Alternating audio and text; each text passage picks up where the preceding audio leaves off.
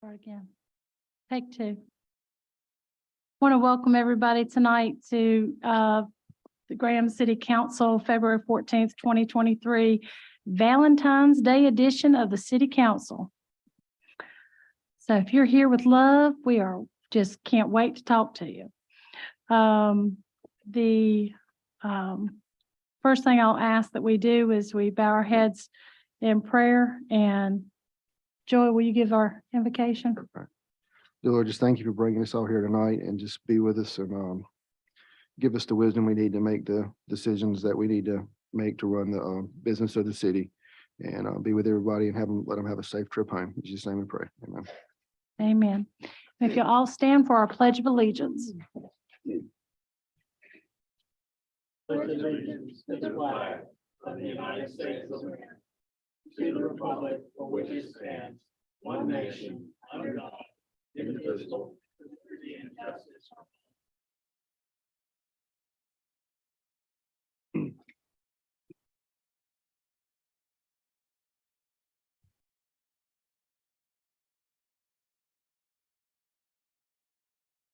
And I will ask Ty to please come to the front of the podium here in front of, right here in front.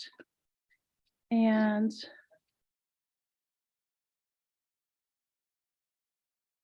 yes, would you like to come up too as well?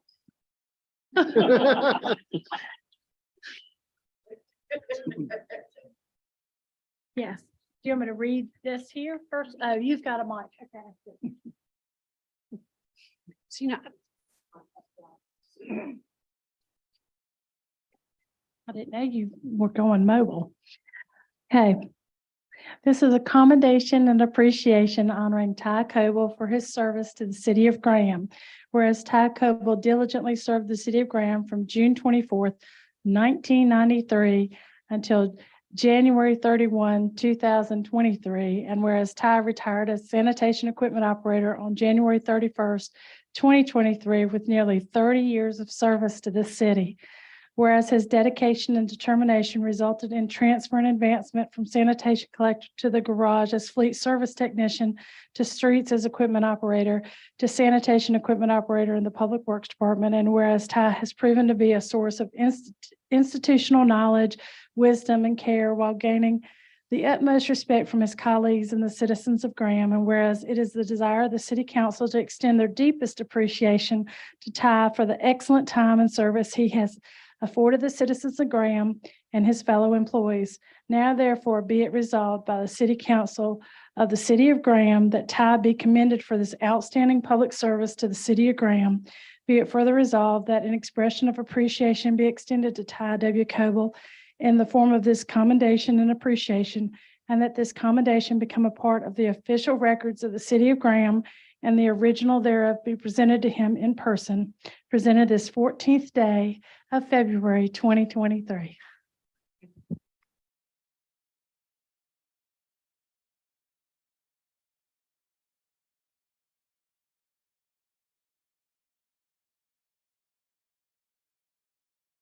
And we are presenting Ty with this beautiful watch from the city so he can be on time where he goes in his retirement. You don't have to be on time now. You have something, I left the rest of the council meeting for you to speak. No, I didn't. That's not- We know what a talker Ty is. Not today. Say something.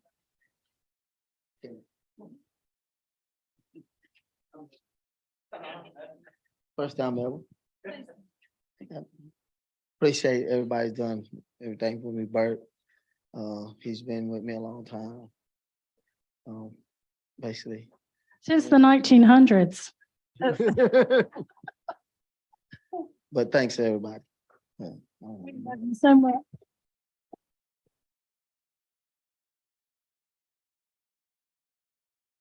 This is the first time y'all heard him quiet. So you know it's possible.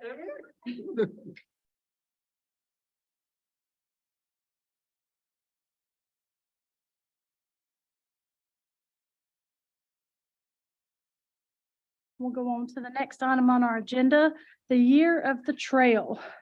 This is a proclamation recognizing 2023 as the Year of the Trail in the City of Graham.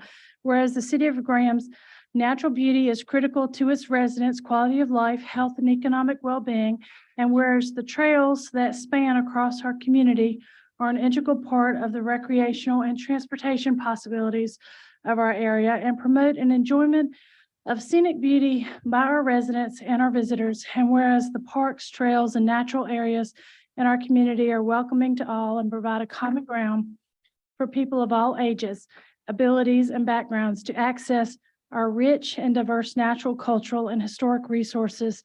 And whereas the City of Graham's natural assets and resources are integral to disaster recovery and resiliency to climate change for future generations. And whereas the City of Graham's nature trails vary from less than a mile in length to the Haw River Trail as planned corridor extending approximately 80 miles along the Haw River, also a part of the statewide Mountains to the Sea Trail. Graham features a variety of trail options, including paved, accessible, mixed-use trails, walking tracks, and nature trails, welcoming the community to walk, run, or bike and experience the outdoors. Along with land trail options, our community is able to enjoy kayaking, canoe adventures on the Haw River Trail's paddle trail at the Graham Paddle Access to explore the natural views of our county while on the water. And whereas trails offer quality of life benefits to all as expressions of local community character and pride, as outdoor workshops for science education, as tools for economic revitalization, as free resources for healthy recreation, as accessible alternative transportation, as sites for social and cultural events.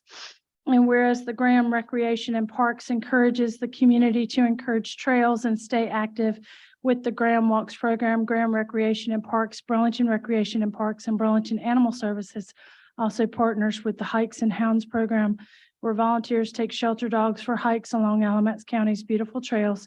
And whereas the North Carolina General Assembly designated 2023 as the Year of the Trail in North Carolina to promote and to celebrate the state's extensive network of trails that showcase our state's beauty, vibrancy, and culture. And whereas the North Carolina is known as the Great Trail State, now therefore I, Jennifer Talley, Mayor, do hereby proclaim 2023 as the Year of the Trail in the City of Graham and commend its observance to all people. This is the 14th day of February 2023.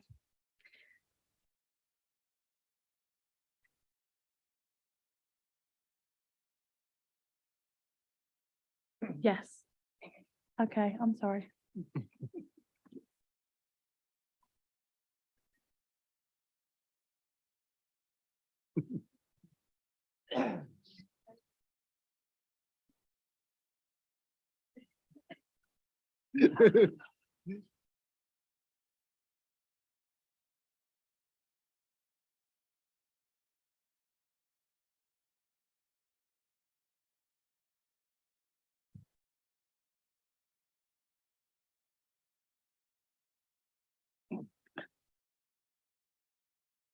All right, the consent agenda items. A, to approve January 10th, 2023 regular meeting minutes and February 3rd, 2023 special meeting minutes. B, to adopt a resolution in support of the construction of a regional indoor firing range for the Alamance Community College Public Safety Training Center located in Green Level, North Carolina. To approve the tax collector's mid-year report and to set March 16th as a date to advertise outstanding real and personal property taxes in the Alamance News. To approve the following tax releases in the amount of $555.98. I need a motion and a second. Well, first, is there any item on this consent agenda that any of the council members wish to pull off the agenda? No, ma'am. No, ma'am. Do I hear a motion and a second to approve or deny the consent agenda? Madam Mayor, I make a motion that we approve as written. That's second.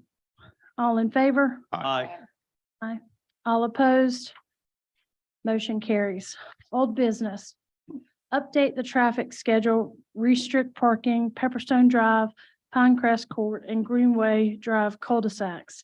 This is a piece of business that was continued from the January 10th city council meeting, and I'll recognize Aaron Holland first. Madam Mayor, I'd like to make a motion that we direct the city council or the city staff to review all the roads in Graham in regards to identify those roads, not only on cul-de-sacs that are a traffic hindrance or such that precludes the safe conduct of our city business for trash, emergency services and such, in lieu of proceeding with this discussion.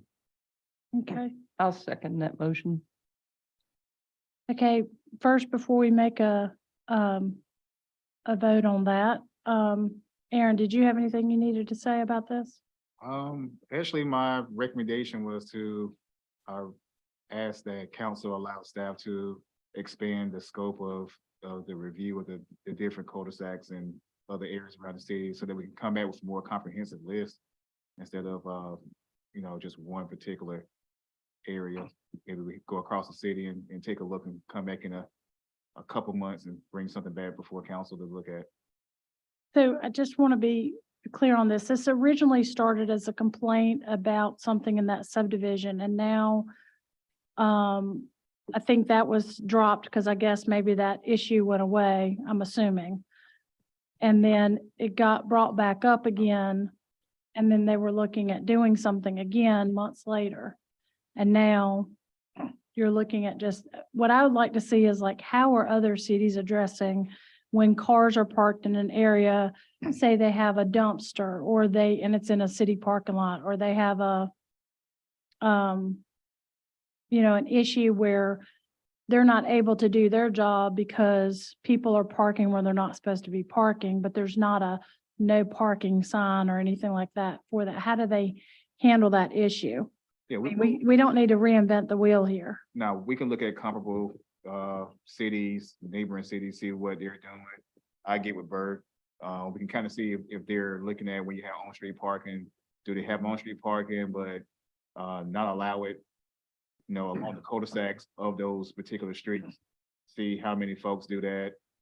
So we can do a comprehensive review and then bring something back before council.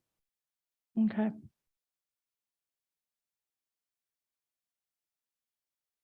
Was this a public hearing? Okay. All right, I have a motion and a second to send this back to staff for them to look at this issue, I guess, on a citywide level, and come back to the council with some ideas on how to resolve the concern from the staff. Do I have a motion and a second? All in favor? Aye. All opposed? Motion carries. The new business we have for road closures for Graham Rec Department programs in downtown Graham. I will recognize Parks and Rec and Parks Director Brian Fawcett. I never get that right, Brian. It doesn't bother me either way. I mess it up half the time myself. So you can see the requested closures in the agenda.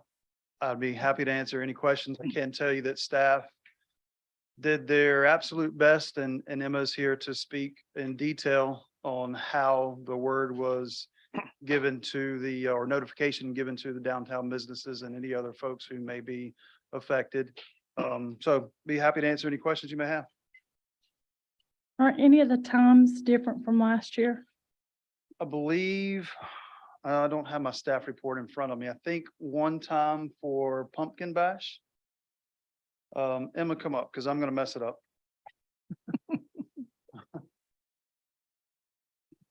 I think the only difference this year from last year is from Pumpkin Bash, which is going to be Friday, October 27th this year from 6 to 9. Last year, we closed the 100 blocks of East and West Elm Street beginning at 3 p.m. In the past, that had always been closed at 2 p.m. and we are requesting to go back to the 2 p.m. road closure for East and West Elm Street this year. And that is the only change on there this year. Or did they have a problem last year doing it at 3 p.m.? So when we went to start our road closures at 3, there were still almost every single parking spot on both of those roads were full, and it was 3:45 until our contractors were able to start setting up the inflatables and games on East and West Elm Street.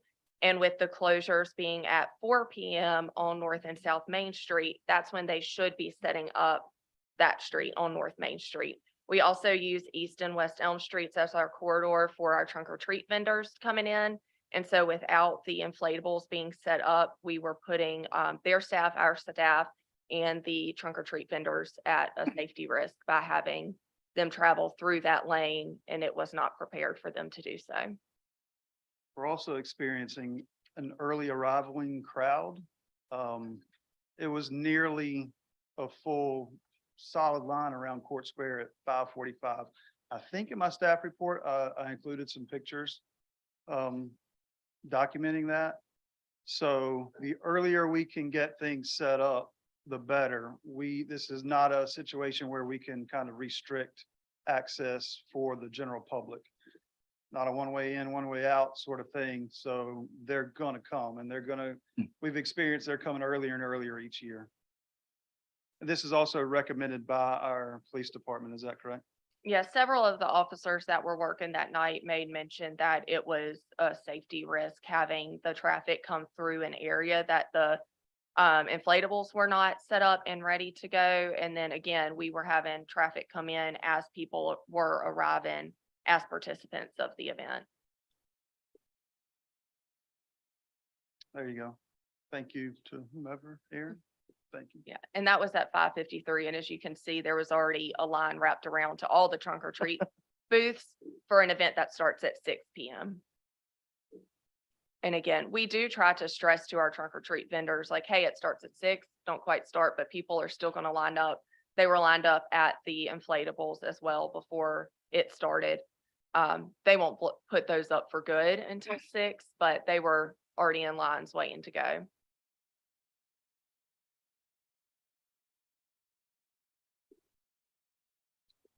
Every other closure is the same as it has been in the past. All the times and everything. Correct. Mhm. Times, areas, obviously dates change, but yes, times and blocks. Madam Mayor, I make a motion that we approve this as written. I second it. All in favor? Aye. All opposed? Motion carries. Thank you, Thank you, council. Brian. Thank you.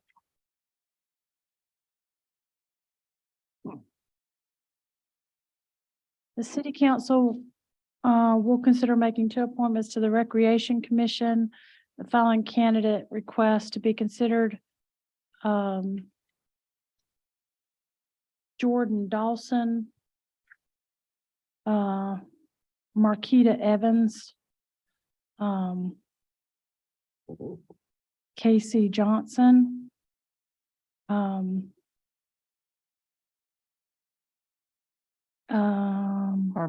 Carmen Larimore. I know Carmen, Carmen's on the appearance commission and she helped coordinate the Arbor Day thing over at the regional isn't she the park. head of the? I think she's a chair. Yes, Yeah. she's the chair. I recommend Carmen and Casey Johnson, Carmen Larimore and Casey Johnson. I don't know if anybody else on the council knows the other two candidates, but I do not. I'll second your motion, Mayor.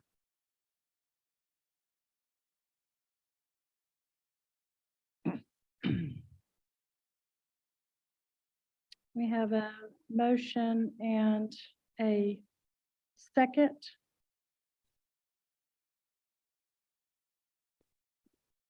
All in favor? Aye. All opposed?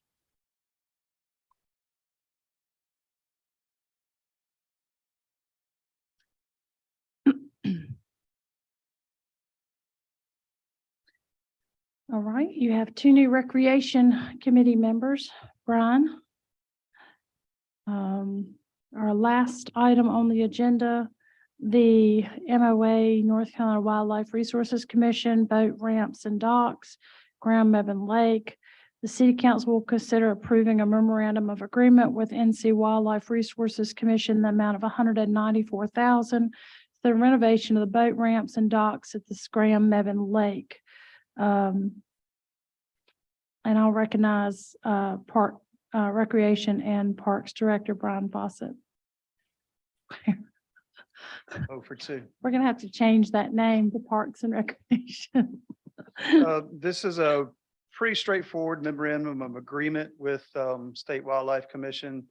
You council approved the $194,000. I can't remember how long ago, but it's part of the ARPA funds for replacement of the boat ramps and docks at the lake.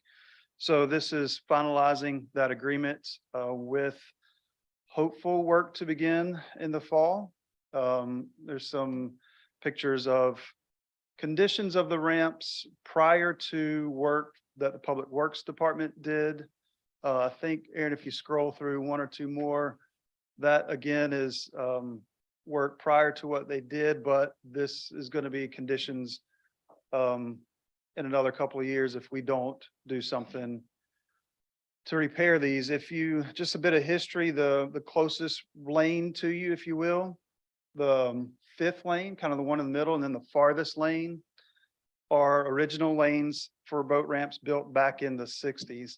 The two middle lanes, basically where the cones are, where you can see it's really broken up. And then if you skip that longer lane, and then there's two additional lanes there, those lanes were kind of filled in and added back in the early 90s when the lake was expanded.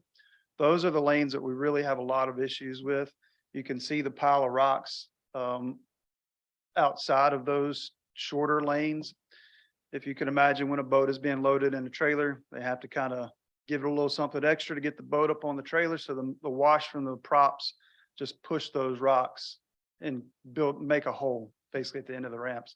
So that first picture was a little closer. You could see where all those rocks were washed out. And underneath that, it's just being eaten away and eroded away. So eventually we're going to have to close those four ramps because they're going to be unsafe to use. Right now, we close them when the lake level is down 6 inches to a foot. So that's, those cones were there. We could still at that point use one or two of the lanes. If you've ever backed a boat trailer, some are good at it, some are not. They don't give you a test whenever you buy a boat. So we've had some adventures on these ramps over the years. So this would kind of do away with that. I think the third picture, Aaron, is what they looked like in 2019 after the Public Works Department. They took their mini excavator and maybe I didn't add that one. Good. Yes, sir. And they scraped some of those rocks back into the holes, if you will. But again, it's gonna revert right back to how it looked in that second picture. There they are doing some work there. So right now, it's decent, not ideal. That was 4 years ago, almost 4 years ago at this point. So who knows what they look like.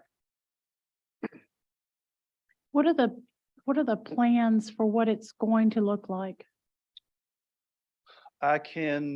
There's a rendering. Once this is finalized, I can provide to the council. It will be as wide as it is now with lanes on the outside. So I'll break it down to take it in half. So there'll be a lane and a lane for boat ramps. In the middle, there'll be a dock. So the dock will be accessed from both sides.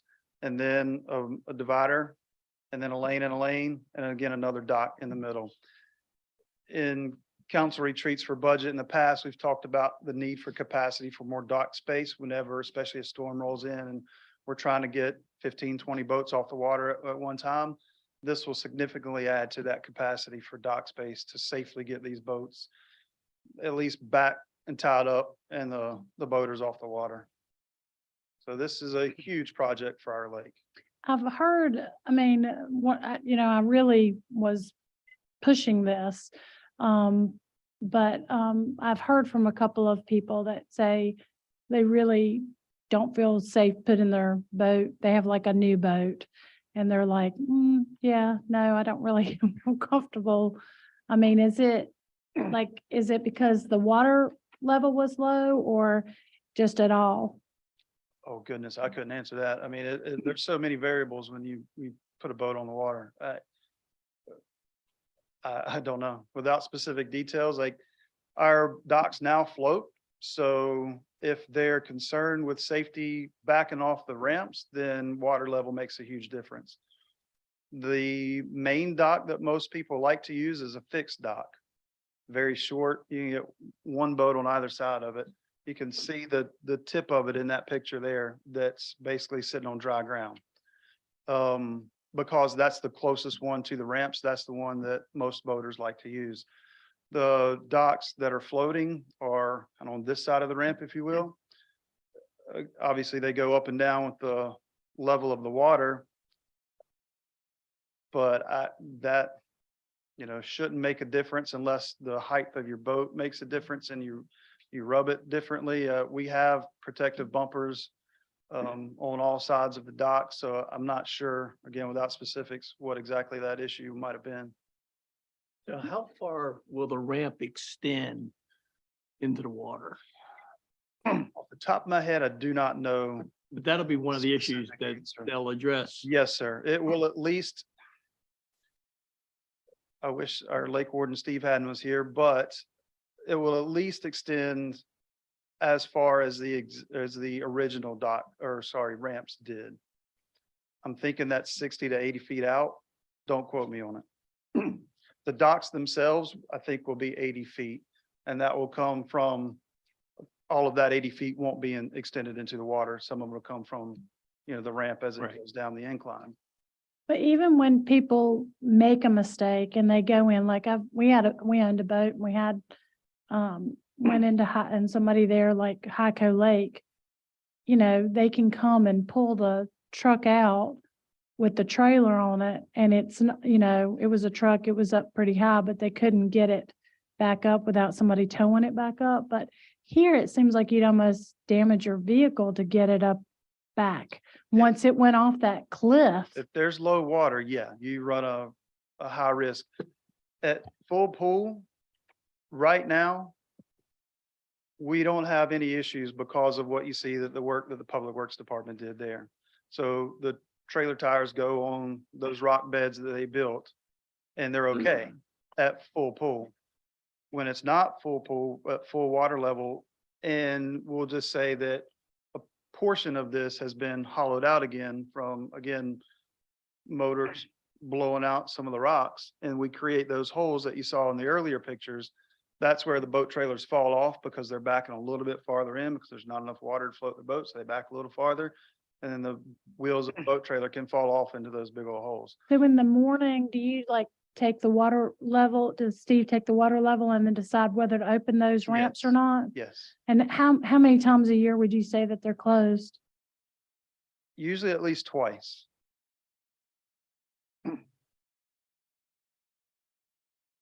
And for the duration of time, you know, that's up to Mother Nature, but Mhm.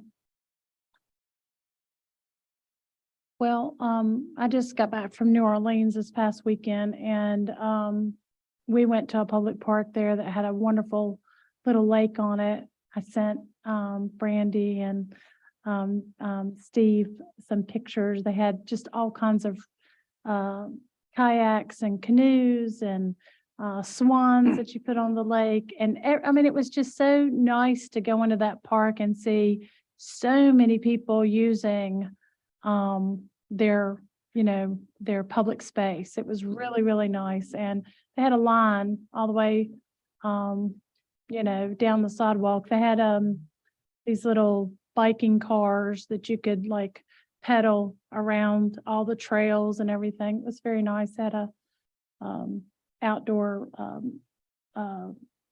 monument garden, and it was really, really nice. I want to see us try to use this more, and I know it's a big investment, but I think it will be something that both Mebane and Graham will be able to utilize a lot more and feel a lot more.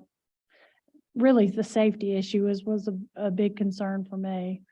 I don't want people, it's not much sense in having it if people can't use it because it's not safe. right. And right now we have, prior to this work, we had a major safety issue. We may not have, this was when there was a major drought and there was work on the spillway done. So that's why the lake level was that low. And we were able to do this temporary repair work. We're not guaranteed for the lake to be down 6 feet in the future. So we did what we could when we could. Now it's time, in my opinion, to fix it permanently.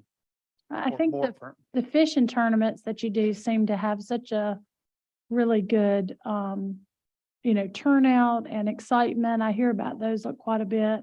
And the pontoon boat cruises that you did last year and you have scheduled to do this year as well. I think those will just, you know, just so many opportunities there on the lake. I'm excited to see what programming you put together there. Once you have a dock, you can get in and out, and I'll be interested to see how many more people enjoy the lake. Yeah. Well, thank you, Brian. Yep, Did thank you. anybody else have any questions?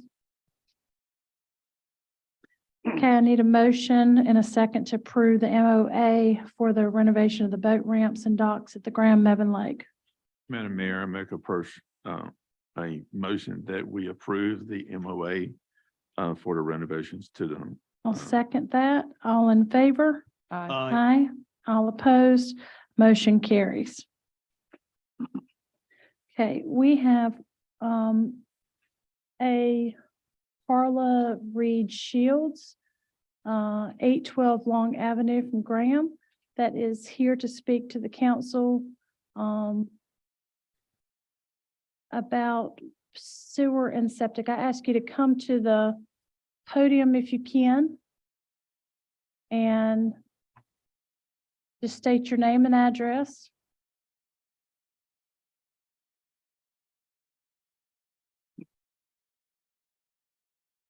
Yeah, that's Yeah. fine. I'm sorry, I didn't know who it was. Hi, good evening. My name is Carla Reed Shields, and I reside at 812 Larry Avenue in Graham. I wanted to speak to you guys about an issue that I was having with my septic and water tank. And I know you guys are like, what? Which one? So was I. The end of May, I had an issue with plumbing. My toilet was stopped up. Excuse me, and we couldn't get it unclogged. So the landlord called a plumber, Kimmery Plumbing, to unstop the toilet. Well, they were there from 9:30 to 3 o'clock trying to unclog the lines. Well, it just so happened the neighbor to my right, who's apparently been in the neighborhood for years. I've been there going on 15 years. Walked over and said, "Hey, I don't think your line's been hooked up yet." I was like, "Huh? I think you have a septic tank." And I was like, "No way," landlord apparently didn't know either. So Kimmery went around the side of the house and found the septic tank. So I called the city and I was like, I've been charged for sewer all this time and I'm not even hooked up to the lines. How is that possible? How are you coming up with the figure amount? Because the way the bill is broken down, it tells you you use this much water, this much for sewer, this much for trash pickup or blah, blah, blah. So it was explained to me how they came up with the figure. Not really understanding, but it was explained. I can say that. Anyway, I was like, I've been at this for almost 15 years. I think I need a refund, after adding up what they were charging me, which I felt like, okay, I'm being fraudulently charged here for items that I'm not even using. Yeah, I pay my water bill, it's included, but like I said, the breakdown tells you exactly the amount that's going for the sewer. So needless to say, they told me that they could only pay me back, I think 2 years. Well, I know that's what it was, for 2 years of the use. And I was like, that's crazy. I'm on a fixed income. I mean, could I speak to somebody, at least meet me halfway? Like I said, it adds up. 15 years of paying out monies for a service that you're not using. Anyway, I did contact the news. They did a story on it. When the reporter came, she didn't speak to anybody. I think they was just like pretty much gave her a printout of the laws or whatever, what was on record. And I was trying to find out, was I grandfathered in, or was this before or after I moved to the location or whatever? So anyway, I'm just here now to just put it out there again and see if I can get some of my money. Like I said, $20, $30 a month is not a lot for most people, but when you're on a fixed income in 14, 15 years, that adds up. And it's not always sometimes more than $30 for the sewer. So I have a printout of different charges broken down or whatever of my bill. So that's how I came up with a figure of how much I was paying just for that. Excuse me, just for that, for the sewage. So. Okay, well, thank you so much for coming in tonight. Megan or Aaron, who was handling this for the staff? Aaron. So I'm trying to recall from the conversations that I had. I'm not sure if I ever spoke with you, but I think I spoke with it was a gentleman that I spoke with from the news. Oh, Kevin Kennedy? There we go. Okay. And he was inquiring about the city's policies as it pertains to utilities and payments. I think what she was being charged was the minimum bill.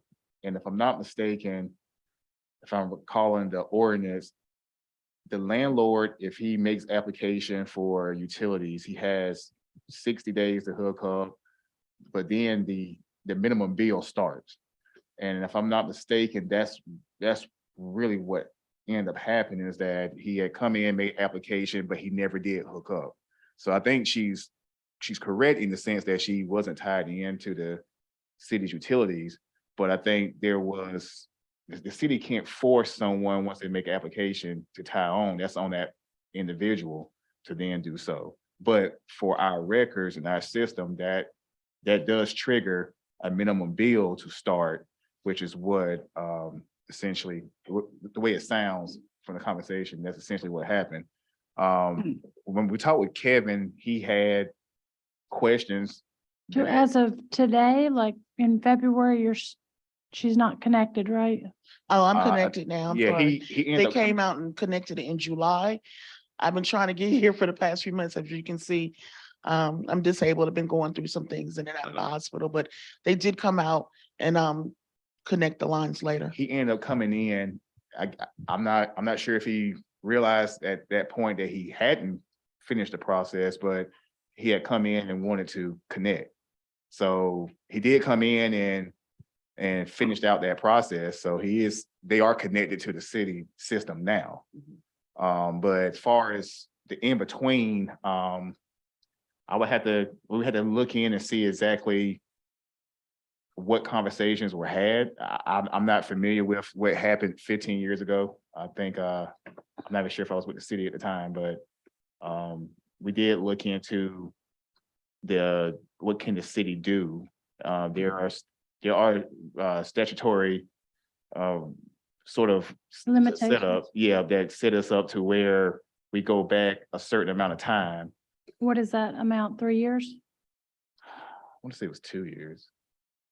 Might be 2 or 3 years, somewhere in that neighborhood, but she was accurate in the fact that we did provide Kevin with that information. And I think we also gave him the policy that reads to that as well.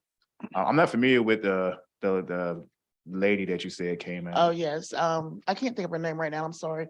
She was from Fox 8, I believe. I Okay. think Kevin is from News 2.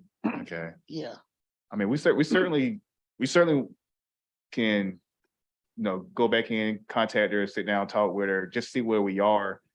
I don't know if it's been anything outside of that. There's been discussions made with anybody else. I just know the conversations that I've had myself with certain individuals, but I haven't yet to speak with her. I've only spoke with the news person. That's right. And one of my concerns was, when was it put on, the books, the Mhm, statute? I'm sorry, I had a brain freeze mhm. or whatever. So either way, like I said, I'm on a fixed income. I need all the money. I don't have $5 to be given away, which I do, Mhm. you need it. I know where my blessings come from, but I'm saying, I really hope you guys can do something. I mean, if it's okay with council, I can look into it, get with Geroniki, get some information on the water billing side, get with Megan, we can look over the information then, and then see where we are with that. It's been several, it was, yeah, you said July? Yes, it was It's the been end a of May. while, so. It was the end of May 25th, when the plumbers and everybody was Mhm. out. Yes. And like I said, the lines were put in July. And Yes. did your landlord require you to pay the repair bill when you said your plumbing was stopped up? No, ma'am. Okay. No, ma'am. I do know that it was over $1,500 though, but no, they took care of that. So does that mean that septic tank wasn't cleaned out for 15 years? From what I understand, and I don't have the people's name off the top of my head who came out to do it. They said it looked like it had never been, cleaned. Like it was a real, it's an older home. So I think they said that sometimes they have really big septic tanks. And it was filled to the rim pretty much. Yeah, we just assumed that he thought he was connected, Mhm. and that's, the situation. But, again, we're not on that side whenever that person comes in and then wants to connect. That is the responsibility on the individual, because we're not picking the plumber. We're not there when the plumber comes out. So we're not on that side. We're on the front end of a connection, not You just necessarily. say back yay end. or nay. Mhm.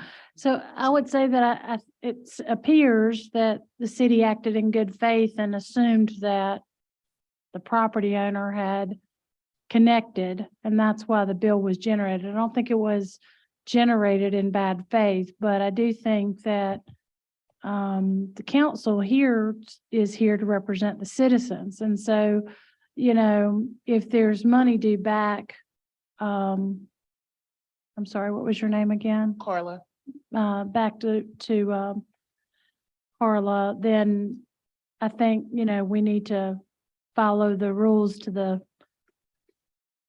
letter of the law of what we're able to credit her account. Because she's just a tenant, but she's a citizen of Graham, and she didn't know, would have no knowledge of whether the line was connected or not. She also acted in good faith. And so I just think, you know, when rules are written, they're typically written for people that aren't acting in good faith. But it seems like all the parties here were acting in good faith, and we just need to try to resolve it to the satisfaction of everybody. I strongly encourage the staff to be fair with her and to do what you can to try to make it right. Yeah, we have, I can get with Tanya, Geroniki, Megan, we can look it over. And then I'll give you a call. okay, thank you. Okay, thank you so much What for was your coming in name? and letting us. It's Aaron Holland. And, Thank you. and Thank you, I guys. hadn't seen the report on Fox 8 or News 2, so I would have actually reached out, and I think the other council members would have reached out too. I have a copy of it, but it's on the cell phone if you would like to see. it. I'm sorry that happened, and I think the staff will try to do their best to try to make it right with you. Thank you. No one else had signed up to speak at the council meeting tonight. So do I have any city staff comments?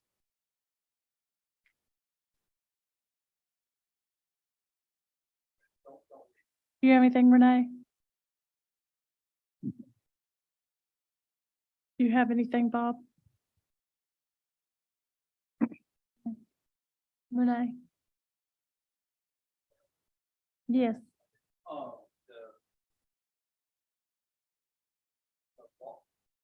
The water line on Albright Avenue construction begins this week. So you'll start to see some stuff happen probably sometime tomorrow or later this week. So just wanted to give you that update. And somebody is going to go with notices and Notices tape have them been- to the door. Notices have been mailed to everyone out there and are being handed out as Okay. well. All right. Yes, ma'am. I don't want anybody to say we didn't know. Do they have an idea of how long water service will be disrupted? It'll be minimal, just the time to connect, to change over connections. We did have one, the church contacted us about when that would happen. So we've already talked to them and we'll work with them. They have a daycare that will work around the hours of the daycare for the connection. Okay, and